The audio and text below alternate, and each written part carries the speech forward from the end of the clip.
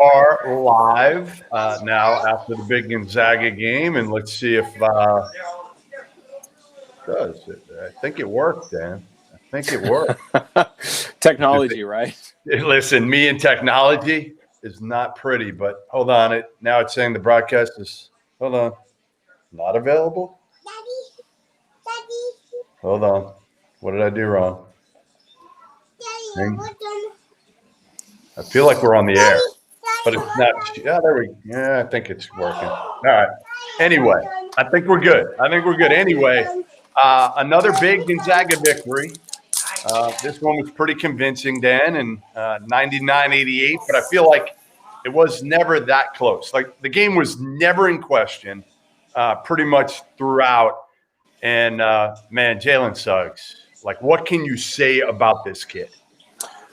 I mean, you're right. I don't think the after about the first 8-10 minutes, the outcome wasn't in question. It was kind of the point differential. Luke Garza was phenomenal for Iowa, and sorry, I've got my little one kind of enjoying a Saturday morning in my office. But Luke Garza was phenomenal. But the story, you're right, is Jalen Suggs. I mean, I think let me double check here. Yeah, 27 points. 4 assists. He just completely he controlled the game. I mean, he made the correct decisions for a freshman, which against a top 3 team is very difficult to do. He started off hitting a couple threes. I think he hit 3 in the first 4 or 5 minutes of the game. He kind of set the tone. And then I think the most impressive play of the night for me was there was a turnover. I can't remember if it was his turnover or somebody else's. He got back in defensive transition literally on a 3-on-1 fast break, and he blocked the shot. It's like, okay, this kid's a little different right now. He's pretty darn good. Can I throw a name at you with Jalen Suggs and tell me if – and they're different. They're different in many ways. Jalen looks like he's a better shooter. The other guy I'm going to mention is much more vertically – he was just athletic vertically. But Derrick Rose, they kind of have similar bodies, right? And Jalen's a better passer. I think has a better feel for the game. But they're both explosive in their own way. Again, D. Rose, it was like more like at the rim explosive. Yeah. But I feel like their bodies, their athleticism, that gear that they have is similar. That's a good comp. The one I had heard a lot coming into this year was Russell Westbrook. Yeah. I don't think he has the attack motor that Russell Westbrook has. The first time I saw Jalen in the scrimmage for Gonzaga that our regional TV crew does, I thought Jason Kidd. You said that. because of his willingness to throw the ball ahead on the break. I thought you were nuts. I thought you were nuts when you said Jason Kidd at first. I was like, come on, really? But the more I watch him, the more I'm like, he's got some of that feel. But the reason I say that is because of his size. He's a very good athlete. I don't think he's a Derrick Rose or a Russell Westbrook athlete, but he's a very good athlete. But as a point guard, if you have a willingness to throw the ball ahead and trust your teammates to make plays, you really become somebody that guys want to run in transition for. And you're starting to see that, 4 games in. He showed that in the first 2 games of the season against Kansas and Auburn. We didn't obviously see it in the 3rd game against West Virginia because he got hurt and kind of he was more of a decoy once he came back. But I do like the Derrick Rose comp. His ability to shoot it is better than what Jason Kidd's was early in his career. And Jason Kidd became a shooter in the NBA. When a guy would go under a screen, he'd stop behind, he'd shoot his set shot. Yep. And Jalen Suggs shoots more of a jumper. Right. But I think, I think the 2 closest comps would be Jason Kidd, and I do like the Derrick Rose because of his willingness to attack the rim that Jason Kidd didn't necessarily have because he wouldn't finish in creative ways. Jason Kidd's was just because he pushed it in transition and his vision was so unbelievable. And I think that's something that kind of maybe could separate Suggs from Rose down the road. All right, so my other big question for you. I know we're only 4 games in. I don't want to get crazy here, all right? But we kind of do it every year. Can they run the table in the WCC? They generally don't, right? They generally don't. I don't know how many times they have, but Yeah. But now you look at their Northwestern State. You got Virginia in Fort Worth. Virginia, to me, has not looked impressive at all. They've already lost the game to San Francisco, and they went to overtime against Kent State. I know it's Tony Bennett. I know they have talent. I know they can beat them. Then they get NAU and Dixie State. That's 8 games. They could 16 league games. That puts you at 24. They still have a couple more they can fill in, and I'm sure a few will try to do that if he can. But it's going to be hard to get a really good team. Well, maybe it won't be because teams are going to be canceling with each other. Could they run the table? Could this team run the table? I do think they're going to do everything they can to reschedule Baylor. I do think they will do that. You run into the issue with both teams being in league. Is there a true window for it to be possible? Gonzaga's had that question a few times over the years, is can they run the table?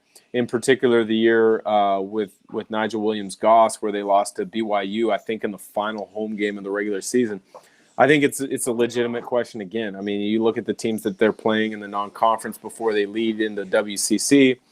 The WCC is having a nice non-conference. USF has had a couple nice wins. University of Portland actually has started off nicely. Damon Stoudemire is doing a decent job, or actually a really good job at Pacific. BYU knocked off a little bit, though. Yeah, St. Mary's isn't what they've been. But BYU knocked off San Diego State in San Diego. Was it last night or 2 nights ago? So, every team in the WCC gears up to play the Zags, and so they will get everybody's best shot. But I think Gonzaga also has gotten used to that. The coaching staff understands it. Anybody that's been there for more than 1 year understands it. And that's one of the beautiful things about Gonzaga is the older guys teach the younger guys how to prepare. It's like, hey, guys, this is what we have to expect. We got to keep preparing. We got to get better. The one caveat to that is you go on the road at St. Mary's in a tiny gym that's a sweatbox. You don't have to deal with the fans. You go to the Marriott Center in Provo, you're not dealing with 20,000 people. You're dealing with the opposing team this year. So I think that also bodes well for Gonzaga to have the chance to run the table. But at the same time, you got to stay healthy with injuries. You got to stay healthy with COVID protocols. And you got to make shots. And right now, though, I mean, what did Gonzaga hit today? 14 threes.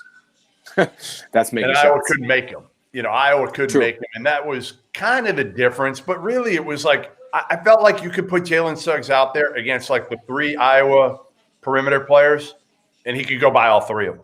Literally, it would just be like zoom, zoom. It was like a video game watching Jalen Suggs. It was a horrible matchup for Iowa's perimeter players. Garza did his thing. I mean, listen, Luka Garza is a stud. Yeah. He's I hope to hell he plays for 12 years in the NBA because, 10 years ago, he would have played for 12 years in the NBA. Now, you talk about Chris Kaman being an NBA All-Star once or twice. Yeah. And Kaman was a teammate of mine with the Clippers. Very skilled, tremendous hands, could finish with either hand down low. Defensively, he was solid. He could shoot it out to 17 feet. You're being kind. You're being kind with him being solid defensively, by the way. True. He never helped me in a pick and roll, that's for sure. But there you go. But you take his skills and multiply it, that's Luke Garza. I mean, and that was the NBA 10, 12 years ago. I agree with you. I hope there's a place for him because if there is, if the right team drafts him or he latches on with the right team early in his career, he will definitely have a long, productive NBA career. That's for sure. Yeah, he may not be a starter, but he could be certainly a rotation big and a capable one because now he could step out, and we saw what he did in the post. I mean, listen, he was going to foul out that whole Gonzaga front line. A couple more minutes, nobody was going to be left. And you could tell Gonzaga was worried about it because early in the game, I believe Anton started on him. He did. To keep Timmy out of foul opportunities, and then they doubled him any chance that they got. And I think there was even a possession or two, if I'm not mistaken, early where Kispert was guarding him. Now, it might have been on a switch, and he rolled him down onto the block, but Kispert's on him, and double team comes. So, they focus defensive efforts like, hey, we understand Garza is going to be the focus. Let's make his catches difficult. Let's make his buckets difficult. and they did a nice job of doing that. He still got 30, right? Weiskamp, I think, had 18, 20, somewhere in there, but they limited the rest of the guys. What's your? I'm going to let you go after this. I know you got sledding here. Yeah, absolutely. In a few Mount minutes. Spokane. I'm in Charleston. When I get back to Boston, there'll be plenty of snow for us to sled on. What's your biggest concern? Is it the mental part of it and staying with COVID, with everything going on right now, and just staying focused and driven, like especially with a guy like Jalen Suggs, who's a freshman? Timmy is still kind of in a new role. A lot of these guys are in new roles, really, other than Kispert. Their whole team is. Do you worry? Is the mental approach their biggest hurdle going forward? I don't think so, because Coach Few has done a really good job over the years of keeping teams focused. I mean, I remember my senior year where we didn't have the depth of talent that this team does. Yeah. But we lost early to Illinois, opening game of the year, and then we, got on a streak where I think we won 21 games in a row. We had a late hiccup in league, and Coach Few always finds something and a way to tell the guys, look, we all know we want to be good. We all know you want to have success. We need to focus on this. And he has a real knack for pointing it out in such a way that guys are like, okay, you know what? That's right. We need to get better as a team in help side defense or blocking out or pushing in transition. I need to get better as an individual, accepting the challenges that are coming from the coaching staff. So I don't think that's going to be a huge concern moving forward. All right, I got one more quick one for Iowa fans. For Iowa fans that are on here listening, saying, all right, enough, Gonzaga. Make me feel a little bit better about the Hawkeyes. Again, it was a bad matchup. They didn't make shots, especially Bohannon was the one who really struggled shooting the ball. Wieskamp was good. Garza was good. I still feel like this is a team that, again, can score with anybody. The biggest thing is matching up against athletic teams or athletic guards, especially, that are going to be able to get by some of their average athleticism defenders on the perimeter.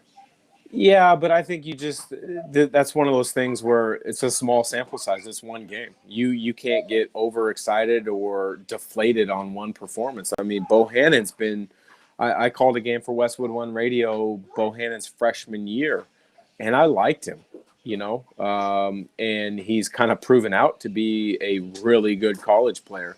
And I don't think you can get frustrated or disappointed with one.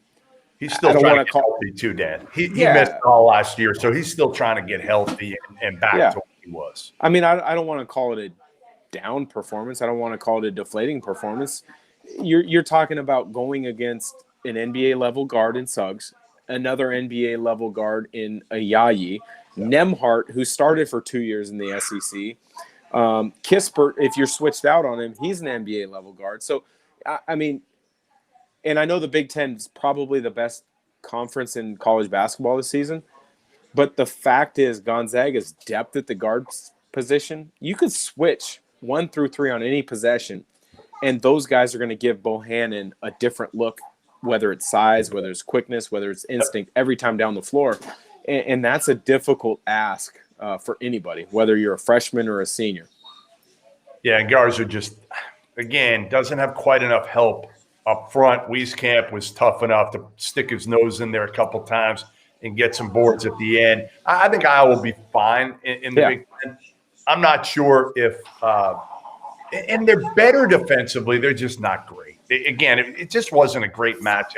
Gonzaga is loaded. They're the best team in the country. I said it. They proved it again today. I would have loved to have seen that Baylor matchup, but honestly, I think Gonzaga beats Baylor by double figures right now. I really do. The biggest question on the Baylor-Gonzaga matchup, and it's starting to get lessened, my concern is Suggs against a great defensive backcourt that Baylor has in Butler, Teague, those guys. I mean, that it is what it is. I think if you talk about the Big 12, Illinois is my team in the Big 12. I love that point guard, Ayo. I got to give a shout out to Stephen Gentry, who's an assistant under Brad Underwood. He's a Gonzaga guy. If you didn't know that, I did. He was a walk-on at GU my senior year. He's a good friend of mine, and he's as good a basketball mind for a young guy as there is in the country. And Brad Underwood is great. I'm going to have to give Illinois the nod for sure. All right. Go get some sledding in. I know your daughter's ready to go, so you can hear her, I'm sure. Yeah, she's ready. She's been ready. Are you kidding? For the last 10 minutes, she is probably tugging on you right now. Let's go. Absolutely. So, well, last thing, Jeff, before I let you go, Jared Reiner, who played at Iowa, you might remember the name. He was teammates with myself in Summer League in the NBA. We were teammates in the D League for Fort Wayne at the same time. He now owes me lunch. So if you get a chance, Jared Reiner, Iowa great from South Dakota, where the game was played, he owes me lunch because of this game. Thank you very much, Jared. Jared, pay up, and we'll talk soon, Dan. Thanks for doing this. Enjoy the sledding. All right. Thanks, Jeff. Later, man.